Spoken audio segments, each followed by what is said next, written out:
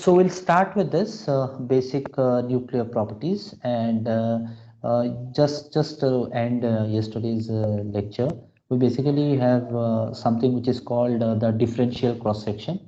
By the end of this lectures, I am going to give you a point on the definitions. Okay, so don't worry about that. Okay?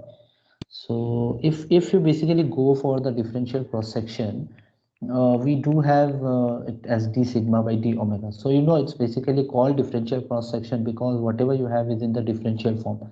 So the cross sectional area will vary depending on the solid angle. So that is very important. And then this term f is basically f q square is nothing but the form factor which we have observed yesterday. And then this is d sigma d omega, which is nothing but the Mott scattering. So in general, what happens is this is something which we measure. Okay, this is something which we measure, something from the experiments we are doing it. Okay, this one is something which we are going to deduce. So yesterday we actually saw a formula. If we plug in all the parameters, we can actually find out what is the value of f cube square also. Okay, and then just take the mod of square. This is what we deduce.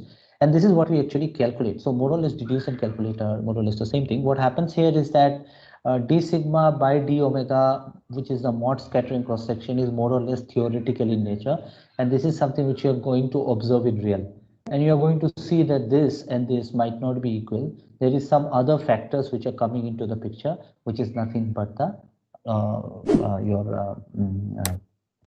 the form factor, the nuclear form factor.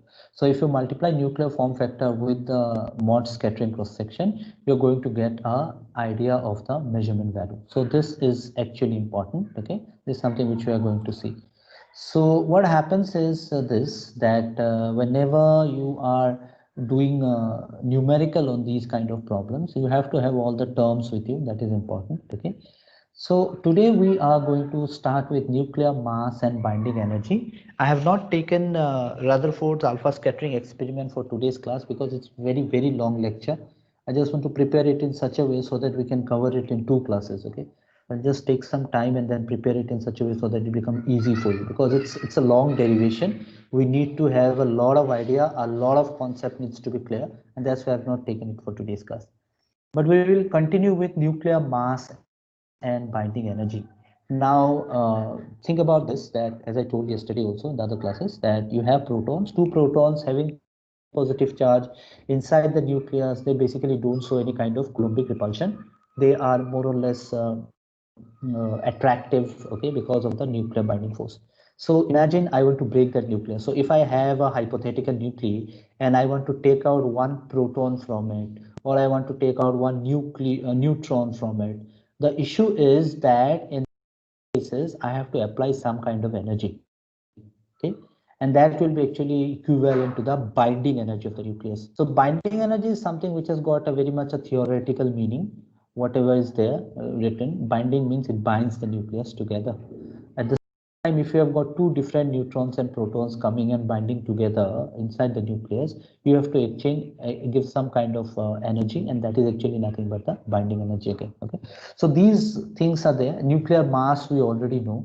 And whenever we are doing any kind of calculations here, we are not looking into electrons. We are just looking for protons and neutrons. So this is something which should be very much fundamental for us right now, since we are doing this nuclear physics course.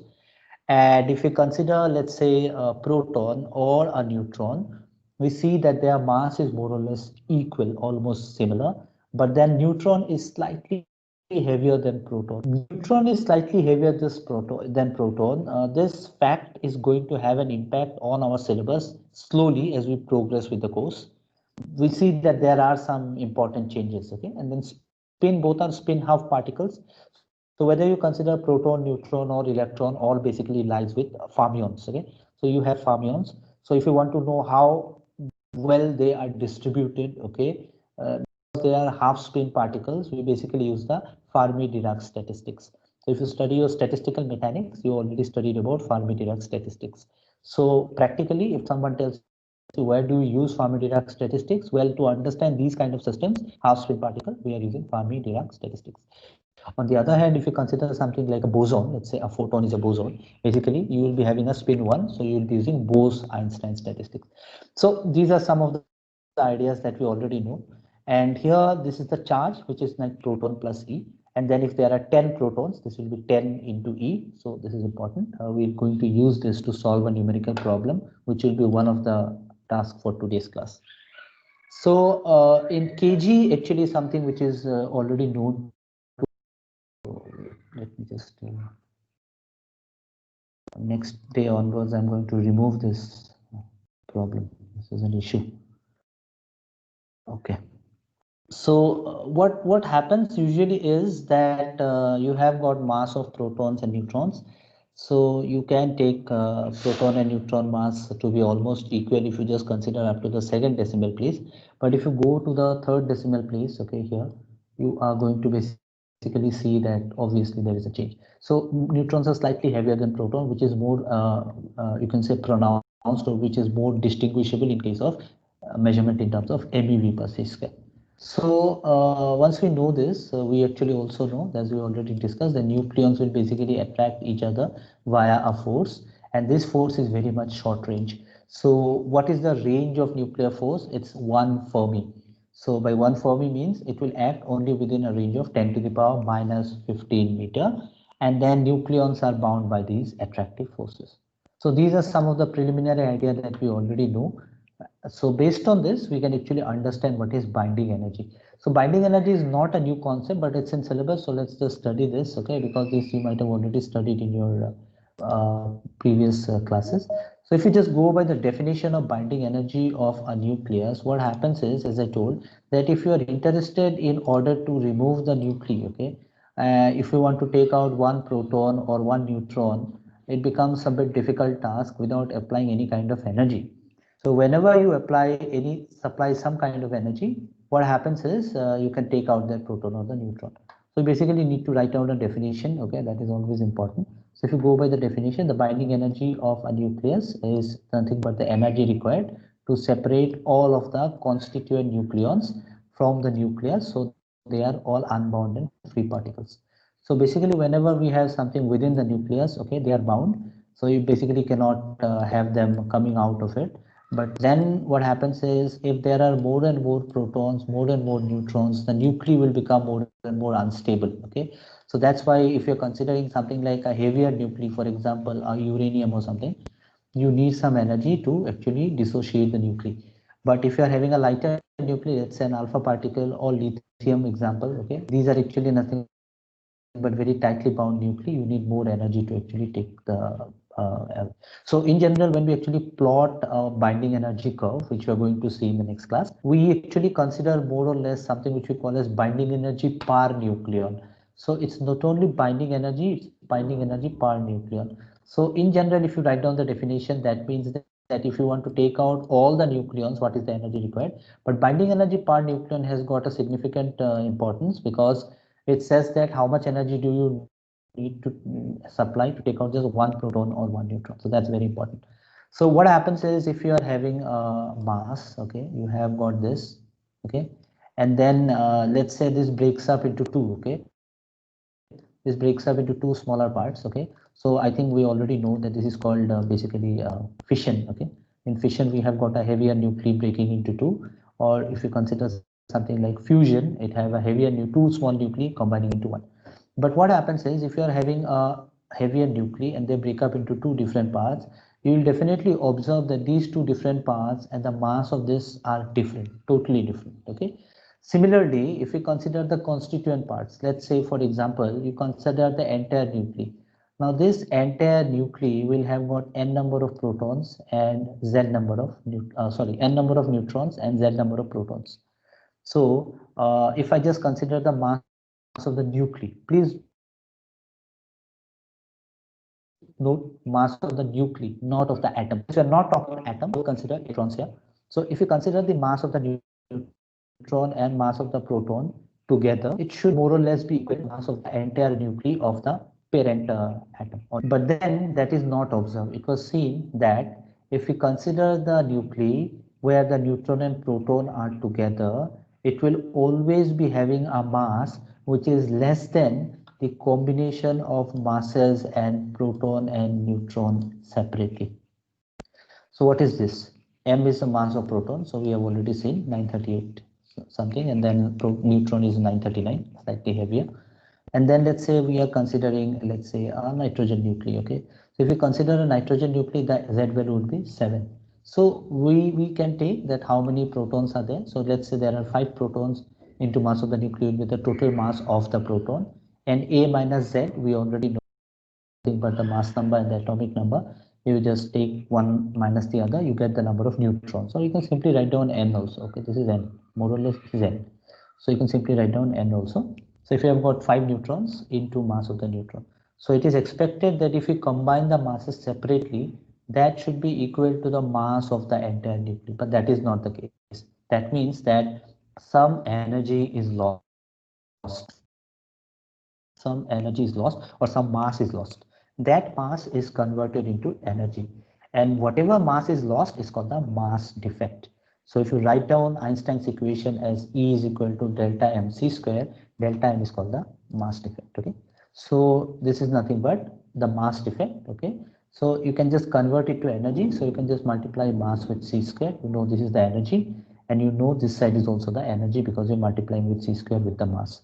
If you look into these two values, you will see that this value and this value are different. So that means some energy has gone somewhere, okay? And that energy is nothing but the binding energy.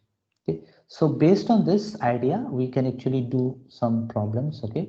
So we have this, we have the nuclei, nothing but called the nuclear mass. Again, only protons and neutrons, no electrons. And then if you want to find out the binding energy, what you have to do is you can just subtract the mass of the individual neutron and proton multiplied by c square from the mass of the entire nuclei. The question is, how do I know the mass of the nuclei if I'm given, let's say for exams, you will more or less be provided with it, okay? So you will be given the mass of the entire nuclei. I'm just going to discuss a sum here, okay? But sometimes the mass of the proton or the mass of the neutron is not provided, that's for sure, okay? So if the mass of the neutron and mass of the proton is not provided, it is expected that you already know the value. So that's why it is always advisable that you remember these values, okay?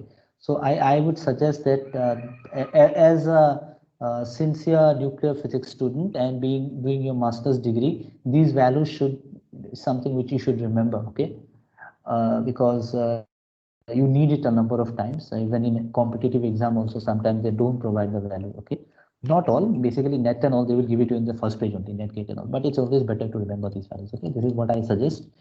So then you can actually do is like nothing but find out the binding energy it is, and then subtract it from here. You basically get something which is called the binding energy. This is the binding energy of the entire nuclei, not per nuclei. If you want to find out per nuclei, you just find out whatever is the value here, okay, and then just divide it by A. So if you just divide it by A, you get that binding energy per nucleon, okay. So this is also important. We'll see the importance later. And then this binding energy is always greater than 0, okay. So sometimes you might get confused whether I add subtract this from this, sorry, this from this, or this from this, okay. So basically what happens is you always subtract the larger value. This is expected, this will be the larger value, and after they combine, this is going to release some energy. So this is going to be the low value. So you can always do a modulus of this because this is always going to be positive. This is going to be positive. If you write down the other way, it's coming out negative. But don't get nervous in exam. Just take the modulus of that. You're going to get the answer. Okay. So this is what is binding energy is all about. But then, as you know, we won't be satisfied until and unless we do a sum. Okay. So this is your question.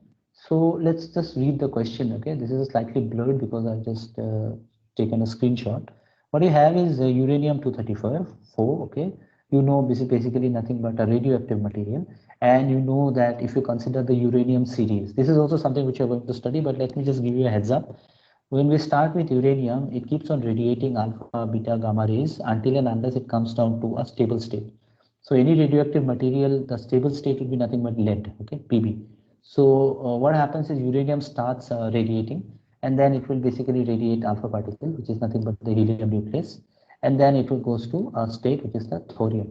and then again thorium radiates, and then you get basically radium, and then keeps on happening, okay? And then until and unless you get something which is the lead. But anyway, that's not in the scope of this particular lecture. So you have two reactions here. You have got uranium. First, understand the question. You have uranium, and it breaks up into thorium and helium. So that means that this particular mass will always be less compared to the combined mass of this and this. Here also, this particular mass will always be less to the combined mass of this and this, okay? These are the values which are being provided to you, okay? Here you don't individually need the mass of the proton or the mass of the neutron, okay? The masses are already provided.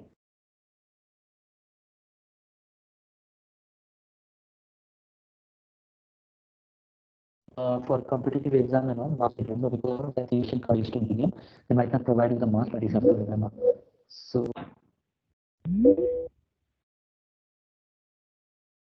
okay, I think I'm back. Yeah, okay, the network was not good. Okay, so anyway, mass of the helium is this, and mass is given. And then these, as I told, these things will be provided to you, okay? These things will be provided to you, so don't worry, should not be an issue. And once you have these values, you can actually find out a number of information. So the first thing is you have to determine the total energy released in these two reactions. Okay, so once you do this, I'll go to the next question and discuss that. So your task is, are you still there? I can't hear anyone. Okay, anyone? Everyone is, am I audible? Yes, sir. You are. Okay, Yes, sir. thank I you. have one question, sir. Okay, okay. So I think आप लोग सब question देख सकते हो screen पे. Just look into this question. This is a very simple sum. You have to find out the total energy released in these two reactions. Okay. So do the first one. So total energy released means you have to just find out the energy difference. So you take out the mass from here, multiply it with c square, take out the mass of the total here, and then multiply it with c square, take the difference, and that will be in U. Okay, there will be a U there. Okay, and then you can of course multiply by 931.5 and then find out in terms of EV, okay, a million electron volt. Okay, so I'm not going to explain more. I'll just give you time now. Just solve it. Okay, and consider up to 4 decimal places. I think it's better to take up those numerical up to 4 decimal places since it's given in the question. Okay, if you all remember class 11, we studied units and dimension, but the sad part is in India, most of the institutes don't teach this chapter very well. Okay, but then that chapter is very important for physics. You're solving a problem, you are given a question where it's given up to 4 decimal places, and you say, okay, koi nahi. But round up tab kar sakte ho when you have an option. It's not given as an option, so we'll just take it up to the 4 decimal place. Whatever is there, we have to take that. Okay, so that will actually make a difference to the value. As you have seen in neutron, you keep on doing, okay, and listen to my Gyan, but Gyan is related to the course that we're doing. As you have seen for neutron, the mass is different in terms of U in the 3rd decimal place. So if you just consider up to the 2nd decimal place, you will feel, अरे mass proton neutron same ही है, कुछ problem नहीं है. But then there comes the difference. If you take the 3rd and the 4th decimal place, then only you get a different value in MeV, and then you will be able to realize the importance of a different mass of neutron. So that's why take up to 4 decimal place. Okay. तो मैंने किया था, मैं खुद ही भूल गया. So I have considered this as reaction 1, okay, and this is reaction 2. So I've just written it as R1 and R2. One more tip I'd like to give you. I have seen your MSc answer scripts, okay. It's not bad, but you can always try improving, okay. Whenever you do numerical and all, try to keep everything clear. When you are writing down something, it's important that you write down the notations carefully. So I've just written R1 here, so that whenever I write down delta M R1, it straight away means that this is the mass defect of first reaction, okay. That's simple. So I've just taken the mod so that we are not confused here, okay. We can don't take the mod, it's fine. And we get the value as this 0.003U. So you see, even if you take up to 2nd decimal place, तो कुछ आएगा ही नहीं, nothing would be there, right? You have to just take up to the 4th decimal place. So that is why I said 4th decimal place. So you just multiply this, okay? So you can just take this value which is in U, which is the mass defect. So you can use this relation, energy released ER1. So delta MR1 into C square. So this is in U, okay? And if I want to convert it into MeV per C square, I can just simply multiply it with 931.5. So I'll multiply it with 931.5 MeV per C square, and then I will multiply it with C square, this C square, to understand the difference. You're converting U to MeV per C square, which is a unit of mass, not MeV. MeV is a unit of energy. MeV per C square is the unit of mass. Concept, very important. And then you just multiply with C square. So Okay. second वाला 6.61365. पहला वाला correct आ रहा है answer? मतलब first energy का sir बोले नहीं answer क्या था? ये वाला है ना, स्क्रीन पे देखो 3.07395 MeV, right? But then whenever you write down energy, it is always better to convert it into joule. So you know 1 electron volt is 1.6 into 10 to the power minus 19 joule, and 1 million electron volt means 1 million कितना होता है, कौन बोलेगा? 1 million is 10 to the power 6. So 1 million is 10 to the power 6, and 1 EV is 1.6 sir मैंने into 10 to the power minus. Volt में रखा है, इसको कन्वर्ट करना पड़ेगा ना? तुमने क्या में रखा यूनिट? मेगा इलेक्ट्रॉन वोल्ट में रखी हूँ, तो सही है. Yeah, answer is correct, no problem. But the thing is, you should always convert it into joules. Okay, it's preferable. Okay.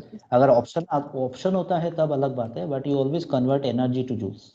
So this is the conversion. That's why I just completed this. So 1 EV is this. So million electron volt means you will multiply with 10 to the power 6. So it will be 10 to the power minus 13. So this is the conversion that you have. Here I've just made it a bit fancy, okay, and then keep it up to 5, 6, जितना मिलता है डाल दिया सब, but नहीं चाहिए. You can just keep it up to the 4th decimal place. Round it off 6022. Fine, and you get the answer in joules. So important. Okay. So those who have not done, please note it down. This is important. Guests are waiting in the lobby now. ये class खत्म होने वाला है, कौन आया अभी? अच्छा नीलेश बाहर चला गया. ये सेटिंग चेंज करना पड़ेगा, ये गलत सेटिंग कर दिया मैंने. I have to check that. अच्छा, so we have this, and then next problem 21 slide में कर दिया मैंने. Mass defect, I get it to be 0.0071. So yes, I think Ankita, you are correct. ये वाला जब करेंगे you will be getting 6.61365 MeV. I'll suggest up to 4 decimal place. ठीक है, ये बस ऐसे ही कर दिया. Multiply with 1.6021, get the final answer. So this is a very simple problem, but let me tell you, we sometimes falter in the simple problem also. Okay, so it's important. Just like that sushi problem that I've given in your experimental technique. I've checked around 3-4 scripts. अभी तक तो मिला नहीं उसका correct answer. Some of you have tried, and I appreciate that. Okay, I'll just go back to the question now. So the next question is, this is simple, I guess. What percent of the mass of the original isotope 234U was converted to energy? So this was the original isotope. What mass of this is converted into energy? Can you do this calculation fast? This is not physics, this is maths. Okay. So ये करो, अपना logic लगा के करो. I don't think it's very difficult. 100 में से 80 आया, कितना परसेंटेज हुआ? 80%. How do you calculate 80 divided by 100 into 100, right? 99% आ रहा है. 99% कैसे होगा? अगर 234 का 99% मास ही एनर्जी में कन्वर्ट हो गया, तो बाकी मास तो यहाँ रहेगा ही नहीं ना. You getting the logic? हाँ, गलत हो गया. अभी सोचो, 99 जितना भी आया ना, उसको 100 से माइनस कर दो, वो भी आ सकता है सर, ऐसे भी कर सकते हो.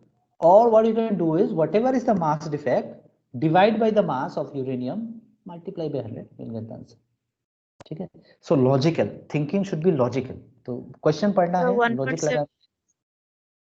नहीं, 1.7 तो हो ही नहीं सकता, इतना ज्यादा थोड़ी होगा.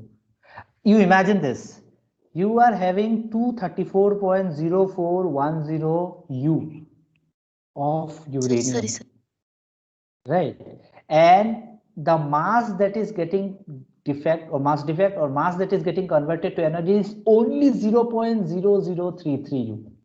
So that means 0.0033 U is what percent of 234.0410 U? Think about it in that way. Okay, so might be I can write it down. Okay, mouse में थोड़ा slow हो जाता है, but anyway try. ये तो टच स्क्रीन है ना. 0.0033U is equal to what percent of 234 point जो भी 234.04 और काम नहीं कर रहा ओके 0410 ये है क्वेश्चन इतना ही करना है बस और कुछ नहीं क्या है ये तो न्यूमेरिकल प्रॉब्लम जैसा है so you take this on this side so of means multiply okay of मतलब मल्टीप्लाई होता है